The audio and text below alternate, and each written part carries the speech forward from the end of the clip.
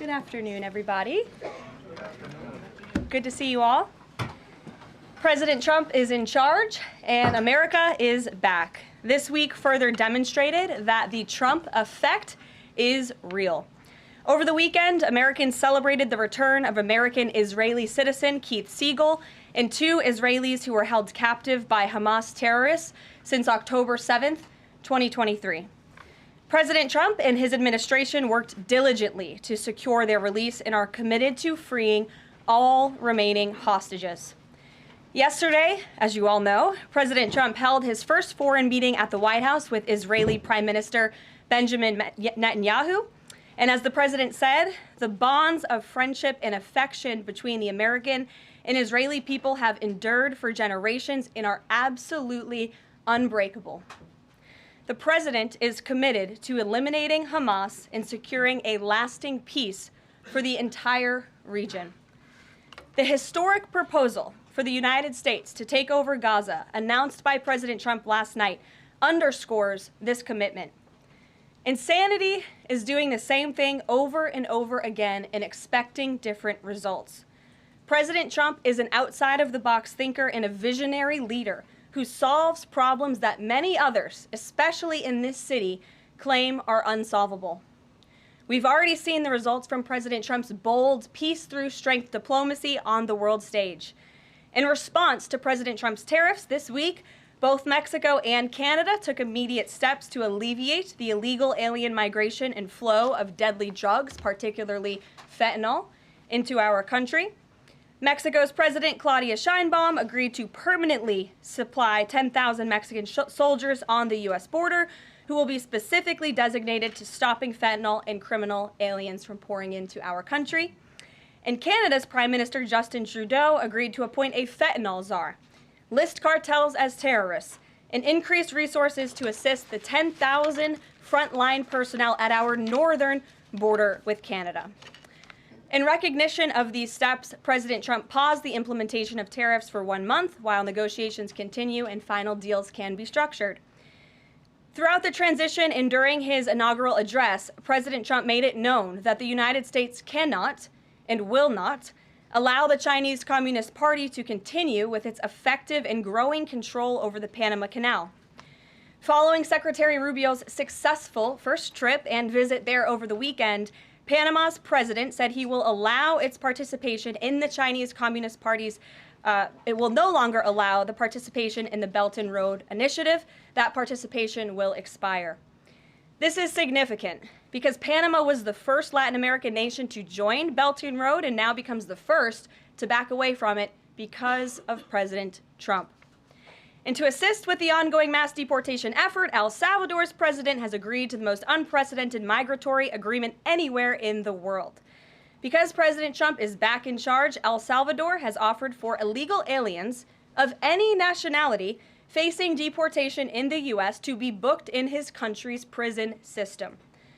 And finally, President Trump's envoy for special missions, Rick Grinnell, traveled to Venezuela and not only secured the release of 6 American hostages, but Venezuela also agreed to accept the return of illegal alien Tren de Aragua gang members. All of these incredible victories prove how well President Trump's peace-through-strength approach is working. And the days of weak American leadership are over. In another success story this week, efforts to seal the border, halt the invasion, and carry out the largest mass deportation campaign continue at lightning speed. Customs and Border Protection has approximately 79 miles of new border wall projects already underway in various stages of construction and planning. The first flights arrived to Guantanamo Bay yesterday afternoon out of El Paso. And who were some of the passengers aboard, you may ask? There were 10 members of the transnational gang Tren de Aragua on this flight. And overall, our heroic ICE agents continue to prioritize the removal of violent, criminal, illegal aliens in communities across the country. On February 3rd, ICE Dallas arrested a citizen of Nicaragua who has been convicted of sexual assault, strong arm, and lewd acts with a minor and sentenced to 15 years in prison. ICE Los Angeles arrested a Mexican citizen who has been convicted of lewd acts with a minor and sentenced to 364 days. And ICE Atlanta arrested a citizen of Mexico who has been convicted of homicide by vehicle and hit and run and sentenced to 6 months confinement. And ICE New York arrested a Venezuelan national and known TDA gang member who has a prior criminal conviction for assault in the 3rd degree causing physical injury. Americans are safer every single time one of these criminals is arrested and deported from our country. On another important and ongoing topic, the Senate is working fast to confirm President Trump's exceptional cabinet nominees in the face of relentless media smear campaigns. As of right now, 12 members of the president's cabinet have been confirmed, most recently Pam Bondi, who, as you all know, I was just in the Oval Office for that swearing-in ceremony surrounded by Pam's lovely family, and we look forward to watching her serve as the Attorney General of the United States. According to CNN, President Trump is getting more cabinet picks confirmed so far than the average president in the modern era. Another success story. And we believe it's critical that Republicans in the Senate majority stay tough and keep their foot on the gas to confirm all of the remaining nominees as quickly as possible so we can continue President Trump's important work here at the White House and across our entire federal government. And lastly, throughout his historic campaign, President Trump pledged to restore common sense to our country. And he is continuing to deliver on that with an executive order that he will sign later today. The president will be signing an executive order keeping men out of women's sports to defend the safety of athletes, protect competitive integrity, and uphold the promise of Title IX. This common sense action from President Trump ends the disgusting betrayal of women and girls by the previous administration, who for years catered to radical activists who wanted biological males to be treated as women in workplace showers, competitive sports, prisons, and even rape shelters. Gender ideology insanity is over. Submissions from individuals across the country interested in participating in our new media seat at a future briefing continue to flood in. We are at more than 12,000 and counting. If you're watching right now and are interested, you can continue to apply on our new media website, whitehouse.gov/newmedia. And in the seat today, we have a longtime national television broadcaster. I'm sure many of you recognized her when she came in, Sage Steele, who is now the host of an incredibly successful podcast, The Sage Steele Show, on YouTube and all podcast platforms. And previously, Sage was a fixture at ESPN from 2007 to 2023, primarily hosting SportsCenter, which we all know well, before leaving the company to exercise her First Amendment rights more freely. We are honored to welcome her to the briefing room today. She will be joining the president at the big EO signing later this afternoon. I know many of you will be there as well. So Sage, why don't you kick us off on this very exciting day for women and girls across the country. Thank you for joining us. It is exciting, and Caroline, thank you for welcoming people like me with a little bit of a different perspective, different background in this seat. It really does mean a lot. Thank you. Obviously, the House already passed the Protection of Women and Girls in Sports Act, which was a really big step for women and girls. So far, the Senate, as we know, has not brought it up to vote. We all know executive orders can be overturned, so I'm wondering how important it is to the president to get Congress to bring this, to pass legislation. So there are no instances like the past administration that really tried to destroy Title IX.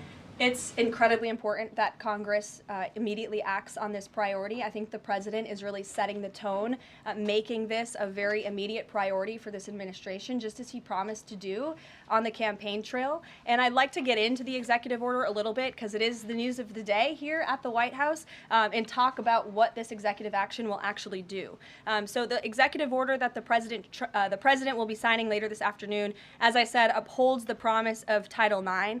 It also will require the DOJ to abide by the nationwide previous administration's illegal Title IX rewrite that would have dissolved single-sex spaces and opportunities. It also requires immediate action, including enforcement actions against schools and athletic associations comprised of schools that deny women single-sex sports in single-sex locker rooms. The executive order also calls for the convening of private sporting bodies in the White House. We want them to come to this campus so the president can hear in person the stories of female athletes who have suffered lifelong injuries, who have been silenced and forced to shower with men and compete with men on athletic fields across the country. Many of those women will be at the White House today. I encourage all of you in the media to actually talk to them, to hear their stories. And I would also just add one more thing.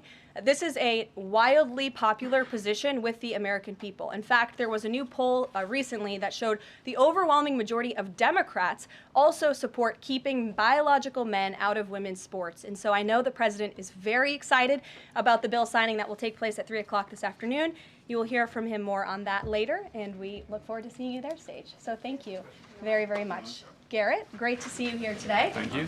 On Gaza, the president has spent basically his entire public career criticizing foreign entanglements, nation building, sending American troops to fight abroad, particularly in the Middle East. This plan seems like it could ultimately involve all of those things.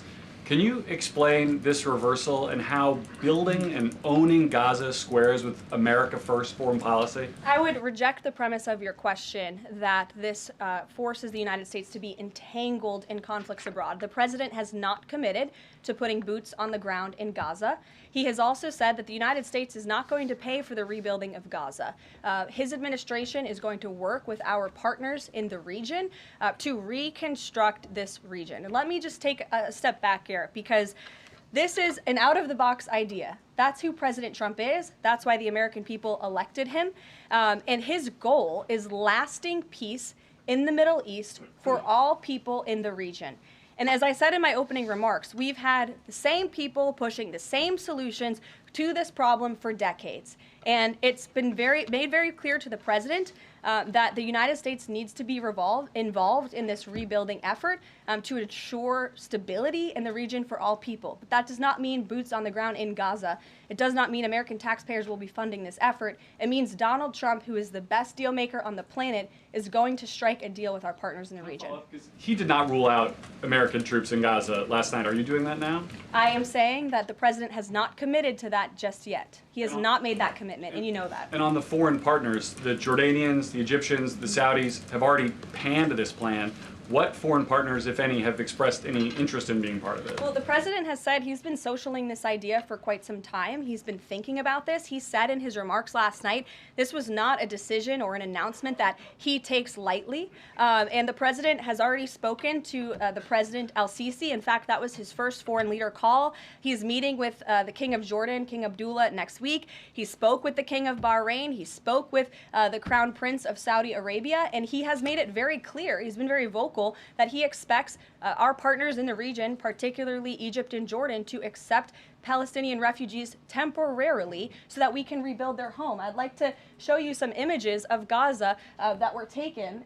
Fox News aired this. I mean, that is, as they put it, an apocalyptic scene in Gaza. This is an uninhabitable place for human beings. Do you really think that families can live their dream in a region that looks like this, with no running water, no electricity? And the special envoy to the president, Steve Witkoff, recently traveled to Gaza, as you all know. And he came back with images that he showed the president of the dire situation here. And the president made this decision with a humanitarian heart for all people in the region. Peter. Thank you, Caroline. Are any officials here preparing to fight Democratic lawmakers in the streets? Absolutely not. So some And of these, thanks for the question. some elected Democrats are so steamed about Doge. Congresswoman LaMonica McIver says we are at war. Ilhan Omar says we might actually see somebody get killed. And Chris Van Hollen says we have to fight this in the Congress. We have to fight this in the streets. So what now? And may I just point out, if you heard that type of violent, enticing rhetoric from our side of the aisle, from Republican leaders on Capitol Hill, I think there would be a lot more outrage in this room today. It's unacceptable, the comments that have been made by these Democrat leaders, and frankly, they don't even know what they're talking about. Because President Trump was elected with a mandate from the American people to make this government more efficient. He campaigned across this country with Elon Musk, vowing that Elon was going to head up the Department of Government Efficiency, and the two of them, with a great team around them, were going to look at the receipts of this federal government and ensure it's accountable to American taxpayers. That's all that is happening here. And for Democrat officials to incite violence and encourage Americans to take to the streets is incredibly alarming, and they should be held accountable for that rhetoric. It sounds like something that they're most concerned about is Doge engineers with access to Treasury systems. Can you clarify, do the Doge engineers have read-only access Yes. in these systems, so they are not allowed to write new code? No. They are not, okay. No. And then one more thing. NBC is reporting that some of the illegal immigrants that we've seen rounded up and arrested are not being deported. They're being released with ankle or wrist monitoring devices, or they have to check in on the phone. So is the administration arresting more people than you have room for? I have seen the reports, and I'm glad you brought it up because we want to address it.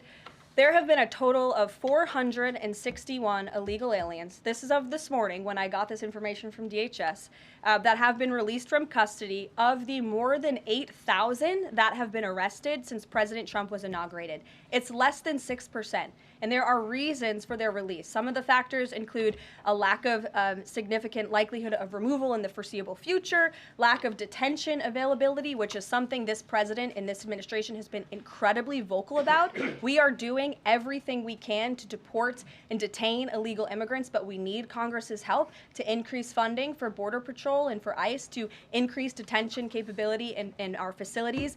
And then other serious medical conditions have also been the reasons for some of the release of these individuals. But none of them have final deportation orders. Many of them are probably contesting their immigration status. I'd refer you to DHS for more details, but I did get that information because I knew it would be a question, so thank you. Sure. Yes. The president and you here again today have made clear, given the devastation, you think Palestinians have no choice but to leave Gaza and go elsewhere. But Palestinians say this is their home. They don't want to go. The president last night said he's willing to use the military if necessary. Is the U.S. prepared to remove Palestinians from Gaza by force? The president is prepared to rebuild Gaza for Palestinians and all people in the region, peace-loving people who want real economic development and opportunity in the region. This is a region that has been controlled by Iranian-backed terrorists, Hamas, who have brutalized not just Israelis but Palestinians too. It is because of Hamas that you see those images on that screen, that Gaza has become a demolition site because Hamas launched that brutal attack on Israel on October the 7th. And so again, I would stress, President Trump wants to ensure that this can be a place where all people can live in peace. He is a peacemaker in chief. He made that very clear in his first term. And as for how that will be accomplished, the president and his team are talking with our allies in the region to consider next steps. But should the American people be prepared to see U.S. military on the ground fighting a ground war against Hamas? Again, the president has not committed to U.S. troops in the region. But it is an option. I have said that the president has not committed to that yet. Sure. If I could just follow up on that, though, why not rule out the idea of committing U.S. troops? This has been a long-standing argument that the president has made really over the last decade or so, talking about endless wars and not something the U.S. wants. Why not rule out troops? Because I think the president is very good when he's making deals and negotiating not to rule out anything because he wants to preserve that leverage in negotiations. And so I think that's what he's doing here. Mary. Follow up on that, though. He also said that everyone loves this plan. He said that in the Oval Office this morning. Sure. In fact, the Deputy Prime Minister of Jordan called it a declaration of war on the Arab people. So how does he square the fact that even some Republicans on the Hill are objecting to this or questioning this? How does he square the fact saying everyone loves this plan? Well, King Abdullah of Jordan will be here next week, so I can provide you more context on the conversations he will have directly with the President of the United States after that meeting. And I would just point out that there's been a lot of leaders and officials all around the world who have doubted, I suppose, the deal-making ability of President Trump. You heard the Panama leader saying that he would not agree to some of the concessions that he has now made because of Secretary Rubio's visit. You had the Colombian president saying he wouldn't accept flights of Colombian illegal nationals who have entered into our country illegally, and those flights are underway. So actions speak louder than words. Dasha.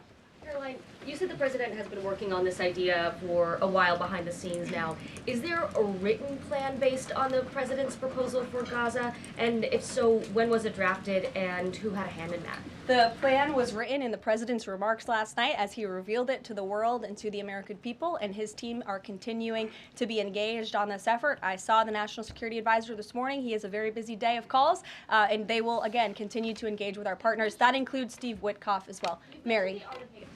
Two questions for you on the news of the day. So how is today's executive order going to impact the 2028 Summer Olympics in Los Angeles? For example, would a man who thinks that he's a transgender woman be allowed to compete as a female on U.S. soil?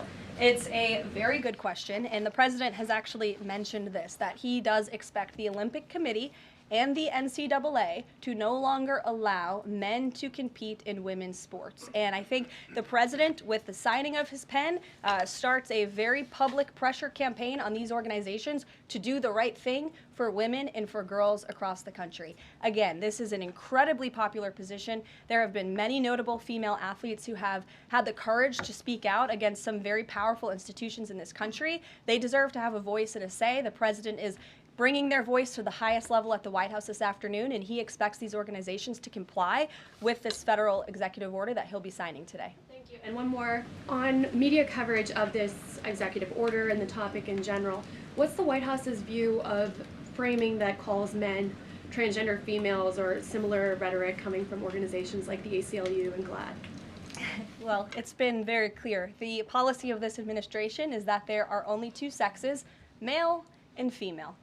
Pretty simple. Brian Glenn. Yes. USAID has gotten a lot of attention the last couple of days with some of these bizarre things that we've been, taxpayers have been funding. Now it looks like there are a couple media outlets that have been dragged into this conversation as far as USAID funding as well. Does the president have any comment on that? So upon coming out here to the briefing room, I was made aware of the funding from USAID to media outlets, including Politico, who I know has a seat in this room. And I can confirm that the more than $8 million taxpayer dollars that have gone to essentially subsidizing subscriptions to Politico on the American taxpayers' dime will no longer be happening. The DOJ team is working on canceling those payments now. Again, this is a whole of government effort to ensure that we are going line by line when it comes to the federal government's books. And this president and his team are making decisions across the board on, do these receipts serve the interests of the American people? Is this a good use of the American taxpayers' money? If it is not, that funding will no longer be sent abroad, and American taxpayers will see significant savings because of that effort. Thank you. I'd like to give some love to the back row. I've heard that unfortunately they haven't been called on in years past. So Reagan, why don't you go ahead? Thanks, Caroline. The WHC announced that comedian Amber Ruffin, who has called the president a toddler with his pants pulled down, will be the entertainment for this year's Correspondents' Dinner. Does the White House have a reaction to this choice, and will the president be attending the dinner this year? Certainly an interesting choice. I have the president's invitation on my desk. I have the invitation for myself on my desk as well. Haven't talked to the president about it. When he makes his decision, I will let you all know. But definitely an interesting choice of the comedian. I'll talk to the boss about it and see what we decide. Sure, go ahead. Caroline, in the back, Yes, thank you, yes. appreciate it. On the executive order set to be signed today, you said that this will be enforced. Can you spell out for schools and the public how exactly the administration plans to enforce this, even at the local level? And on top of that, there are human rights groups who say that this could expose kids to discrimination. What is your response to that? I think kids have already been exposed to discrimination, especially young women and girls who have been forced to shower in locker rooms with biological men, who have been forced to compete on playing fields with biological men, which is incredibly unfair and unsafe, and again, an incredibly unpopular policy with the American people. As for the actions that this executive order takes, I already laid those out at the beginning of the briefing. I'm happy to give you a copy of this fact sheet so you can let your audiences across the country know. What's your message to schools who don't comply with this? They should, because it's going to be federal law in about an hour and a half. So your colleague to your right, to my left. Thanks, Caroline. Yes. Taylor with Spectrum News. You talked a bit about DOJ. Elon Musk is currently a, quote, special government employee who also owns companies that have billions of dollars in federal contracts. You said earlier this week that he has abided by all applicable federal laws, but what steps is the Trump administration taking to address that conflict of interest? The president was already asked and answered this question this week, and he said if Elon Musk comes across a conflict of interest with the contracts and the funding that DOJ is overseeing, then Elon will excuse himself from those contracts. And he has, again, abided by all applicable laws. In the back left, go ahead. Trade advisor Peter Navarro, when asked about the External Revenue Service today, said, quote, we're going to collect a lot of tariff revenues, and we're going to get tax cuts out of it. Is it the official position of the White House that tariffs will lower taxes for Americans? The president has always been clear that he believes tariffs are a tax on foreign nations, and he's committed to cutting taxes for the American people here at home. He also believes tariffs are a great revenue raiser for this country, and that's exactly why he has committed to the creation of the External Revenue Service, which I think is a phenomenal idea. Or just go down the whole row. Go ahead. Tom Bateman with the BBC. Can you confirm that under the President's plans for Gaza, any and all Palestinians who want to stay in Gaza on their land will be allowed to do so? I can confirm that the president is committed to rebuilding Gaza and to temporarily relocating those who are there because, as I've showed you repeatedly, it is a demolition site. There is no running water. There is no electricity. The president wants these individuals to live in peace. He is committed to doing that with this very bold new plan, and we will continue to keep you apprised of updates as we receive them. Ed Lawrence, that's not go an ahead. answer. Yes, go ahead, Ed. I appreciate it. Thank you. So now that the President Trump's policies are starting to take shape, how long will it take to cycle through and get some of the actual prices that Americans are paying to come down? Prices at the store and at the grocery pump? Across the board, sure. Well, the president is doing everything he can, obviously, to reduce the cost of living crisis in this country as quickly as possible. That's why he signed a litany of executive orders across the board in the first couple of weeks here. He declared a national energy emergency. He committed to cutting 10 regulations for every new one on the book. As you know, working for a Fox Business-related outlet, deregulation and energy independence are huge drivers of reducing inflation in this country. And I think Americans can be assured by the results President Trump had in his first term, when again inflation was 1.4% when he left office. But is it months or is it a year? And will Americans have the patience to wait for it? I don't have a timeline, but the president is doing everything that he possibly can to reduce cost of living for Americans at home. Phil Wegman. Thank you. Is it worth risking the life of a single U.S. Marine to turn the Gaza Strip into the Riviera of the Middle East? Phil, I'm not sure why you're asking me that question because I've already said the president has not committed to sending Marines or any boots on the ground in Gaza. We'll bring it to the front row. You're holding out the possibility? Good to see you again here in the front row, Caroline. Two things. On today's announcement, Title IX, if he scales back the education department or moves to shut it down entirely, what entity will enforce Title IX? As of now, this will be enforced through education, through Title IX. If the abolishment of the Department of Education continues, which, as the president said yesterday, it's something his team is looking at and considering. It's something he talked a lot about on the campaign trail. Then, of course, we will look at additional maneuvers to ensure that these very important policies can be implemented. Okay, so the education abolishment thing's still on the table. Title IX. The president talked about it yesterday in the Oval Office, and he has good reason to talk about it. I mean, look, our education system is failing students in this country. The Nation's Report Card, I brought it up in my remarks last week, it shows that fourth graders are not reading at the level they should. I believe it was 40% of them are proficient in reading. As the mother of a child, I want an education system that helps my child read and write, teaches him math, nothing else in the classroom. And the president is wholeheartedly committed to we can make academia great again in this country. One other quick Deanna. one, Caroline. Oh, thanks, Caroline. Does the president, is he looking at offering anything to these Arab countries that take in Palestinians? Is he willing to give them anything in return? And secondly, when the president announced his taking over Gaza policy yesterday, was Netanyahu aware of this, and what was his reaction when Trump presented that idea to him? I won't get ahead of the president's discussions or negotiations on your first question about what would be offered. I think the president's made it clear that he expects these nations in the region to step up and to accept Palestinian refugees who will be temporarily relocated for the rebuilding of Gaza. As for whether Prime Minister Netanyahu was aware before the president's remarks, he was indeed. I wasn't present for that reaction. But again, this is something the president has been socializing and thinking about for quite some time. Nick, good to see you. Oh, Jordan. Jordan, sorry. Thank you, Caroline. So Secretary Hegseth announced yesterday that Army recruiting levels have reached 12-year highs in December, 15-year highs in January. What is making young people want to serve the military under the Trump administration, and how does that contrast to Biden's failure consistently to meet recruiting average? Yeah. Or, does DEI President Trump's anti-DEI agenda play a role in this? Well, first of all, the recruitment level for all branches of our military are at crisis levels, and it serves as a national security risk that our military branches are not fully staffed to where they need to be.